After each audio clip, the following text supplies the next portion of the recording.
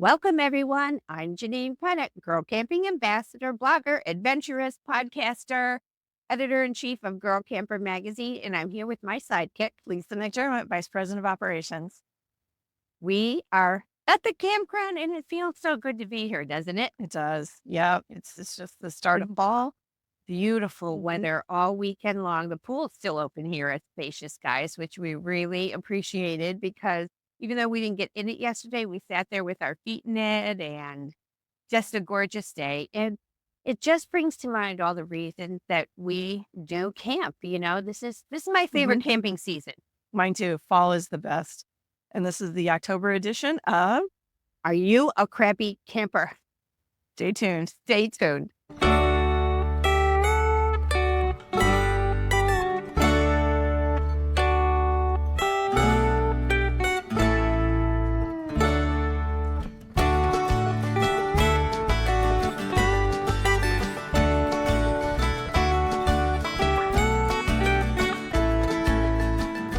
Okay, we're back. And on today's edition, we have two topics that are frequently talked about online. But in my comments, you've got one and I've got one. In my comments, I'm surprised by the response. So we're going to be talking about the use of the public spigot at state parks.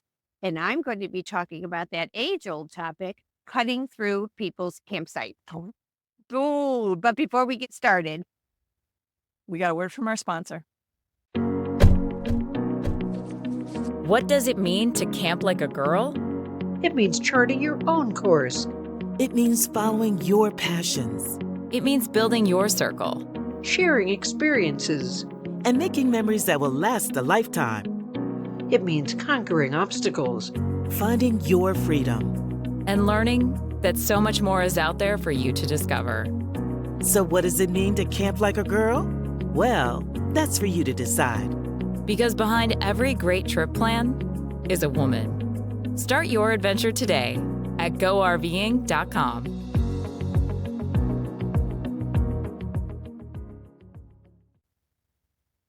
So we're back and we're going to dive right into our first topic. Should we do the water spigot? let's do the water spigot. So this one kind of struck me as funny because I was seeing it on multiple Facebook groups, not just the Mhm. Girl Camper one. And you know, these spigots, they can be at state parks, federal park, Mhm. kind of the more remote parks that don't have full hookups. And they're the community water spigots where you can pull up and maybe fill your camper with your water there, or they're just there for you to get a bucket of water and take back. Some of them may have signs on them with instructions, some of them may not, but Sometimes you get lucky and they're right near you, yeah, but that's a double-edged sword. that's a double-edged sword because I'm going to read some different ones here. So this one actually comes from our friends at Stressless Camping. And if you don't, listen to the Stressless Camping podcast. Camping etiquette. Anyone experienced people who make stressless camping stressful by feeling regulations don't apply to them? Currently camping this weekend and water faucet is across from my site. People diagonally across from me are bringing their breakfast pans and dishes to the faucet to clean them using dish soap. I commented that regulations at campground request using cleaning stations at the bathhouses for dishes. So they're there. Different. Yeah. So actually- they have provided a station. Yep. Debris that's left at the faucet will attract animals. I did not think it was a mean request, but these 25 to 30-year-old people apparently did. The guy comes over to my site, starts yelling at me that the faucet was not for drinking water only because there was no sign saying that, and that he can use the water for anything that he wants. I didn't argue with him, Mark. I told him to just review the regulation. He yelled at me and said my dog barked too much. Another issue. And camping should not include dogs. Don't like that guy. I'm on her side already. I think he knew I was wrong, but he wouldn't have Oh, known. this was actually sent in by a man, Oh, yeah. somebody named Chuck. Yep. Yeah. So the question is, proper use of these faucets. And this person was using the faucet to wash their dishes right at the faucet, which is a no-no. I think it's a no-no. Yeah, it's a no-no because like this person, this Chuck that submitted the post said, you're leaving debris at that site and that is going to attract animals. But you're you're getting water all over. Now, sometimes Yeah. some spigots have an actual drain, a grate and a drain, and the water's being wicked away. Most of it is just gravel. Hmm. So you're just running water, and it's time consuming. So anybody else that wants to come up and use the spigot is waiting for you to finish. But there is no reason you couldn't just take that bucket of water over to your. I mean, personally, I like warm water when I wash my dishes. So I always heat water up. I'll rinse in cold water, but that actual action of washing the dishes should be done at your site. It really should, because I don't know if you mentioned, but mud. I mean, sometimes they don't have that, and you're creating a mud puddle right there. So, yeah, it's a conscientious thing. Just be polite there, and like we were just camping at a federal campground in the Black Hills, and there was a very clear sign right on that water spigot of what you were doing. Yeah. But this one, here's another post on the whole water spigot thing that kind of I thought was kind of This funny. is off the Girl Camper site from Taylor. someone named Taylor. She says, "Tell me your thoughts on this. There is a communal spigot at the campground that I'm staying in. Everyone uses this one or the one that is on the other side of the campground. This one is near someone's site, but not in it.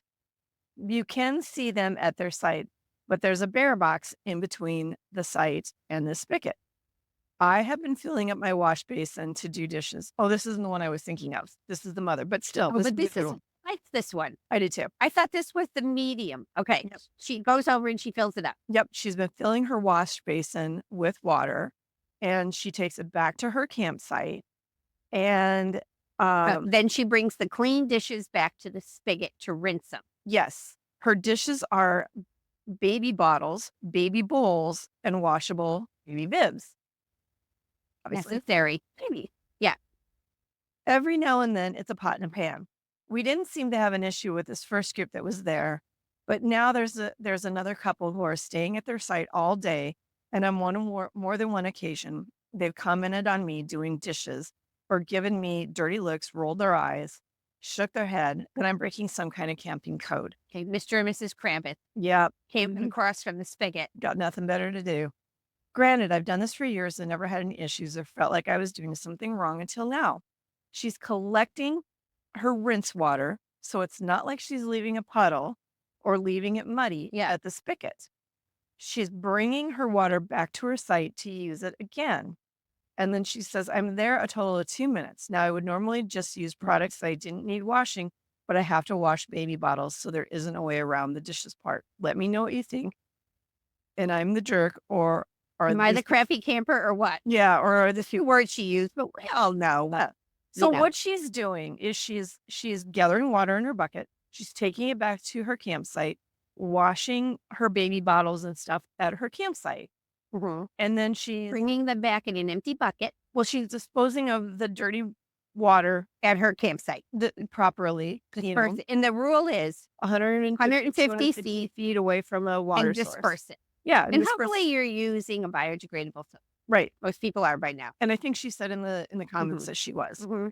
So now she's got these washed Baby bottles, baby bowls, and she's taking them back to the spigot and just kind of rinsing them from the soap residue. anything left. But she's rinsing them again in another bucket that she's collecting that rinse water off of. So she's not leaving water But at she- the spigot. I like the fact that she's taking that rinsed water, which has a little bit of soap in it, back to her site to reuse. Yeah, to I don't think she could be doing anything more conscientiously than she is. yeah, I can't either. And I think Mr. and Mrs. Kravitz there, sitting there, like, watching everybody. I had this mental picture when I read that of them just sitting in their chair at their camper, being the campground, monitors. And oh my gosh.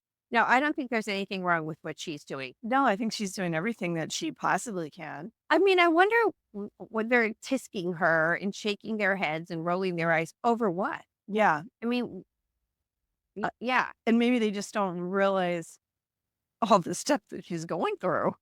I mean, this is a lot. Yeah.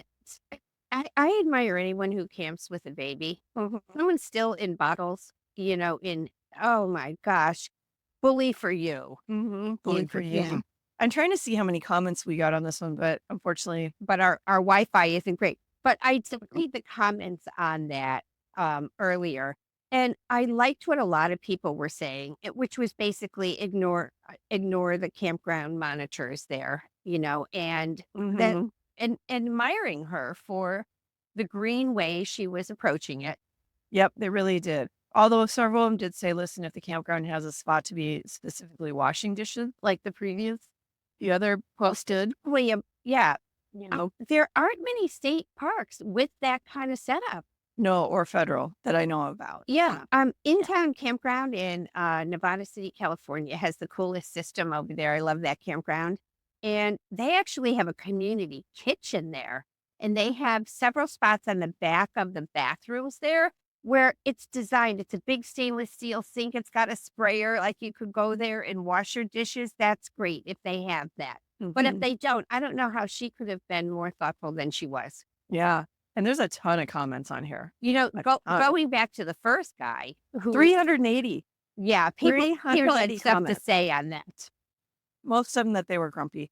Most of them lead the grumpy people away, but the first people, who had, who had the guy tell them what was his thing again? They had the guy, um, yell at them. Yeah, the guy yelled at them Yeah.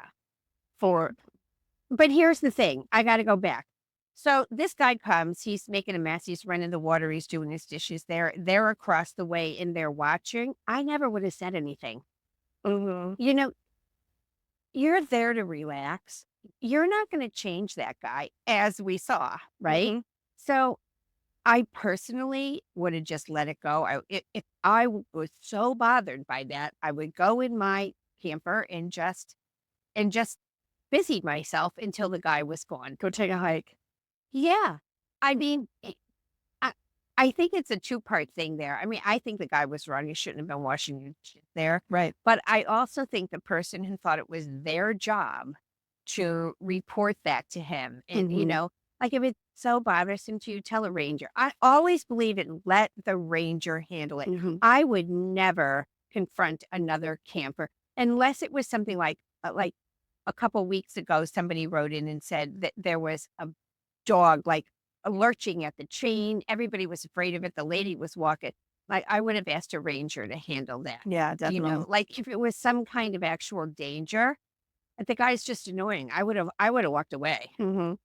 And part of this doing this series is to educate people. Right. We don't know what we don't know. And honestly, I have to say I was probably in messing some of this stuff up too when I first started camping, just thinking, oh, look, Yeah. water spigot. I'll Right. rinse my dishes off here. And No, didn't know, didn't even you think didn't about know. the water stuff. But there was another water one that was interesting. What This was is it? one. Okay, Yeah, let me hear. Yeah, this one. this one was interesting. This one, again, was in another Facebook group that we like. But I thought this one just struck me as funny. Yeah, yeah. But I it struck me as a little bold. Ballsy. Yeah, Yeah. to say ballsy. Yeah, a little ballsy. So this is how it started. She says, quick question. I'm in a state park with electric cups only. They have a random water spigot around for everyone's to use. It's typical that some would attach a hose and run it directly to their rig, which is over 100 yards away. She says, this is not a complaint. It is a legitimate question. Just wondering. The hose has been connected for over 24 hours, and in their defense, they do have a splitter on it. It isn't inconvenienced me. I'm just wondering if this is the norm. The norm. Someone is go boldly into the outdoors. I thought that was really funny. It's funny. So they put a splitter on it. Put a splitter on the community spigot, Mhm. left the water on, and obviously have it turned off on the non-connected. Mental picture of them on Reserve America at 12:01 a.m. Yeah, like getting that site that's right next to the spigot. They even have a Camco water filter on it. There's a here. Yeah, Camco water filters. But I mean, no, that's not okay. It probably isn't. I give them props for like just being bold with. I would never do it.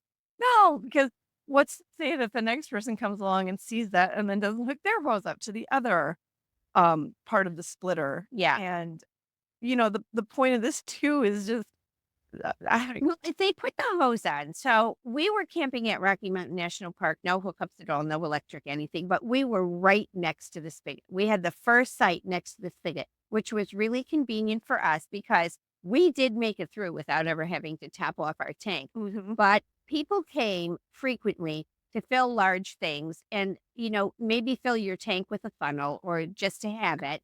So it was convenient, but we also got treated to the round the clock use of that spigot. I don't remember seeing anybody doing water or anything, but if they had hooked up that hose, filled up their tank, and then disconnected it, that would have certainly been okay. That would have been different. Yeah. And then Yeah. roll your hose.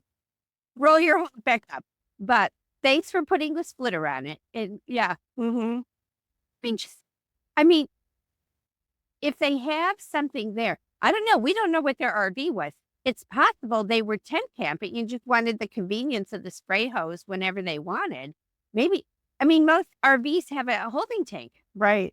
And I can't. So I don't know why that was necessary. The fact that they put the water filter on it, the Camco filter there, makes me feel like they're just at their campsite using that hose. Oh, I bet they have it hooked up to their trailer. They just conveniently got a water hookup. Yeah, which I don't know why they wouldn't have just filled up the tanks. Oh. What was the public response to that one? I'm trying to, again, our Wi-Fi here isn't all that great. Yeah. And I can't get back to see how many comments, but it must have been a lot because the moderator of this Facebook group They says just shut it down. we're closing comments because of the excessive number of fun. Our volunteer moderator team has had to go in and clean up the negativity and general nastiness. Yeah. And you see here, I'm sure a park ranger would say this is a no-no. Well, here's what, one guy says, I'm trying to figure out what the problem with this is. Really, dude? It's Really? not yours. It's It's not. a community thing. The faucet is intended for all to use, and then you should disconnect it once your tank is full. Otherwise, you're being rude. I would not put a splitter on it so that no one else could use it. And yeah. All right. Well, there's our water problems for today. Okay. I'm going to talk about something that is interesting, and it is about people cutting through campsites. So we're going to have a word from our sponsor, and we'll be right back. If your travel trailer is uninsured, you could run into issues down the road. Protect your RV with Progressive. Quote online in as little as 4 minutes. Welcome back. And we sure thank all of our sponsors who take care of us on these podcasts because we plan with them. Yes. We're so grateful for those all the time. We We are. are such good partners for a long, long time. We do. Yeah. We do. Okay, this is a fun one. And in between segments here, somebody stopped by to chat and you were recording a podcast. Sorry, we didn't know. And so I was talking about what this next segment, and they had an earful on this. So listen to this one. It comes from Anna Mae. Does anyone else with a smaller camper have problems with people cutting through their campsite? Just because I am not one of those huge rigs taking all the available space, I still rented the entire site, and I don't appreciate being a walking path. Imagine a beach campground with sites one after the other. Where did camping etiquette go? I think this is an age-old issue, and it probably doesn't matter whether you're a tent camper or a mega destination camper Right. owner. Or a state park or a big campground. Because this goes back when I was a kid camping with my parents in the 60s, and we would go, down to the bathhouse as kids or whatever. My mom and dad would always say, come home in the path. Don't cut through people's sites. Like, it's just like when I was a kid growing up on the south side of Chicago, and everybody's houses were like on little postage stamp lots. Well, the blocks were long, and you did not cut through anybody's backyard, even though you could get home a lot quicker, and you'd get a phone call. Hey, we saw Gary and Greg cutting through our yard. Just give them a reminder. Don't cut through yards. So I think it's implied. It should be. It should be, but It should be. this was very interesting. The comments on here were very kind. Right, they were. We love that, and we thank it. So what's somebody say here? There are so many people new to camping this year, they just don't realize. I've seen people put up a simple perimeter around campsites. simple little twinkle lights. It may be decorative, but it also serve as the secondary purpose of staking out your spot. Yeah, that would definitely do And it, I would you think know? if you came across lights, you're not that is a boundary. You're not gonna step over them like that. And I have a great set of solar lights, and it is 100 feet. I mean, you could really. But now look at some of the comments back on that. They're like, "Oh, that would be something I would trip over. I'm genetically clumsy." Yeah, great cheap way to, yeah, to help me trip my clumsy ass. Okay. And I have thought of that because I've done that too with solar lights and put them in, to light up my Mhm. campsite. Not necessarily because I want to keep you home. cutting Mhm. through it, but just so that at night I can identify it. But I'm always kind of worried about that.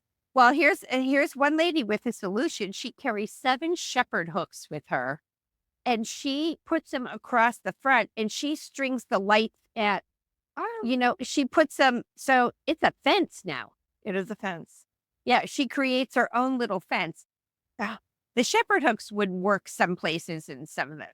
The ground here, we're in South Jersey. It's very sandy.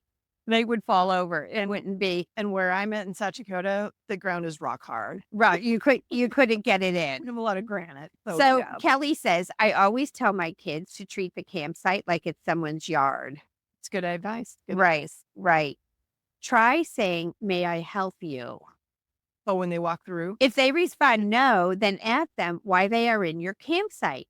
If they respond just cutting through, you have an opportunity to kindly teach them a little something about camping etiquette. Hmm. So engage with them. sure, in a nice way. So you know what I thought? There are so many signs at campgrounds now. We just came back from the Hershey RV show, and I felt like since I'm a seasonal camper now, I just got to do that thing and get the wooden sign, the pennant. So, I didn't do it, but you see signs all over here, right? People on little flags. I don't know. Do you get a sign that says, please don't cut through my campsite? Yeah, possibly. You don't have to worry about that. You are No, next to forest. no, but so when I was just talking with a fellow seasonal campers here, they were telling me that the people down here, so in this campground, there's a cut through path where the weekend campers are, because this is kind of split in half. All the seasonals are back here. And up front is the weekenders. So there's a path that cuts through the middle of the road, but it ends where the seasonals start. So people get on there and then the sidewalk ends, and you'd have to walk all the way down to the street there or all the way the other day. So the people who are the first campground where this campsite where the sidewalk ends, we're telling them that their site is constantly cut through. So maybe they need the shepherd hook. Yeah. Yeah. I mean, maybe like stop it right there, but it really bothers them. Yeah. Yeah. So I would think if you're in that situation, you would just have to say to people, hey, can I help you? Or look, do it this time, but I would appreciate it if you wouldn't cut through our site. Our dog started. Well, you don't have to give an explanation or a reason. It's your site. It's your site. Yeah. Yeah. I think I like the idea of doing something that defines your site. Know that, yeah, we really don't want you to. Now, if you're coming to Camporee and you are a girl camper, I am sorry. I'm probably going to cut through your site because I need to get somewhere quickly. Well, you know what? When the girl campers are all together, it's a different thing because we know each other. Exactly. If Carol cut through my site, I'm not going to be upset by it. But somebody else has that site and it's their site for the weekend, and you shouldn't cut through it. And I don't know them. Yeah, absolutely. But it's funny. At Turkey Swamp, another campground we camp at in New Jersey all the time. The sites are really large. Every single site is a pull through, but it's a horseshoe pull through. So the sites are super wide. So when you've got to go to the bathroom, you've got to walk really far down. And there is the campsites that are just across and behind that bathroom. And I was on the long trek to the bathroom and I was walking by, and a woman at the cut through site was sitting there having coffee. And she said, if you're heading to the bathroom, you feel free to cut through my site. That was nice. So that was nice. She knew. But if you're invited to, it's another story. Right. Here, someone tells a little story here. I was sitting by the fire in Arkansas early one morning this summer when a man walked right into my sight saying he broke down and could he borrow my cell phone? I said no, and he kept walking toward me saying, what? You don't have a cell phone. I was sitting on the arm of the chair right next to my hand. The cell phone was sitting. It was sitting right next to my hand when he asked. I said I am socially distancing and wasn't loaning my phone out, but that he could go up to the entrance and ask the host. Pretty sure he wasn't broke down at 6 a.m. on the lake, but he did move on. That's a little scary. Well, but that could be legit too. It could be legit. That could be legit. And I think I would have said, may I call someone for you? yes. Yes. A lot of times when people get like, you see these things where someone's at your doorbell and your ring is picking it up. I have an emergency. Okay, fine. Let me call emergency services for you. Just stay on the porch. If you're uncomfortable with it, definitely. Maybe a well-placed hammock or clothesline with a towel or something. Another idea is to have some sort of fabric, a la music festival, camping at the outskirts of your space for privacy. Oh, so we did this. We did it for privacy, but you would have to have it across the front. It is a great privacy idea when you're on really tight sites, right? And the people next to you are right there. I mean, their windows are open. You can hear them when you went for breakfast. I mean, it's that close. When you don't want to be that, I string up a clothesline and just hang all the towels or all a pile of t-shirts just to give yourself some kind of break between you and the people next to you. Sure. But I don't see how that would work for cutting through the site because people cut through at the front. Yeah, I rent the site and we are staying in all the adjoining sites. When we came, I rent the site we are staying in and all adjoining sites. Oh, I'm glad you can afford that. So we can keep out the riffraff. I don't think everybody cutting through a site is riffraff, but that seems like an expensive solution. But what's to keep them from cutting through the site anyway? It doesn't matter if you've rented every site in the camper. If someone's going to cut through, they're going to cut through. It's true. All right. Well, so we're just in a hurry and we don't even realize that we're doing it. Yeah. Like you said, like the path. And, we're just going down the path and all of a sudden the path ends and you just keep going and like, oh, sorry. Yeah. But just be aware. Well, I think even you if you're cutting through a seasonal site like these poor people over there, and they're clearly not there. The camper is all buttoned up. Their screens are down. The car isn't there. Still don't cut through. Yeah, because then it gets too tempting to do it even when they are there. Right. Well, this is an age-old problem in the camping world. And I personally think the best way to address it is to call the people out in a nice way. Hey, I'd appreciate it if you wouldn't cut through my site. Go this time, but in the future, please don't cut through. Yeah. Then you're being kind and generous and letting them go through, but you've let them know it's a one-time thing. True.